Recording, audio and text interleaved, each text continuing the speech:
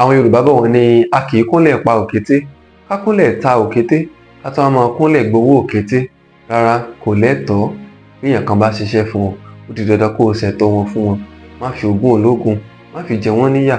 Ohun tó bá yẹ ní ẹ̀tọ́, ṣe é fónítọ̀hún gẹ́gẹ́ bí iṣẹ́ tó ṣe fún ọ. Bóyá ìwọ wà nípò kan tó jẹ́ gẹ́gẹ́ bí aládarí ṣùgbọ́n tó ò ṣe ẹ̀tọ́ fáwọn tó wà lábẹ́ rẹ, èyí kò fi ìwà ìrẹ́nijẹ nìkan hàn bí kò ṣe pé ó ṣe àfihàn pé o ò lẹ́tọ̀ọ́ sípò tó wà. Bó bá wá rò pé nípa ìyanrijẹ àti ìtẹrí ẹni ba ló fi lè fi àjùlọ ẹnìkan pé ọ̀gá nìwọ jẹ́, a jẹ́ wípé ìwọ gangan ni ọ̀lẹ. Ó yẹ kábẹ́rẹ́ jèrè òwú tó bá ránṣọ ni. Ibi tí tẹlòmíì burú dé bẹ́ẹ̀ bá ṣiṣẹ́ owó fún un tó nítọ̀hún fi iṣẹ́ náà tó fi pawó wọlé àti sanwó fẹ́ni tó ṣiṣẹ́ ọ̀hún fún yóò dìṣòro.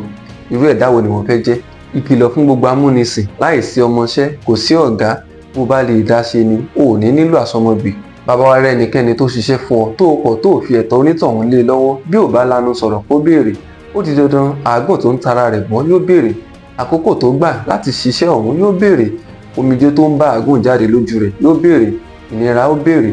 Ìrora á béèrè. Bákan náà ni gbogbo ìṣẹ̀dá tó ń dúró láti jẹ nínú iṣẹ́ àágùn ọ̀hún tó fi dun onítọ̀hún, wọ́n á béèrè lọ́wọ́ rẹ̀. Lẹ́yìn ìgbà tó bá wá ṣe alábàápàdé fọ́nrán yìí, yálà wọ́n fi ṣọwọ́ sí ọ ni àbí ó bá pàdé lórí ìtàkùn ayélujára, wo àyíká rẹ, àwọn owó gángan ló ń ṣiṣẹ́ fún wọn tó yẹ pé òun fi ẹ̀tọ́ wọn dùn wọ́n.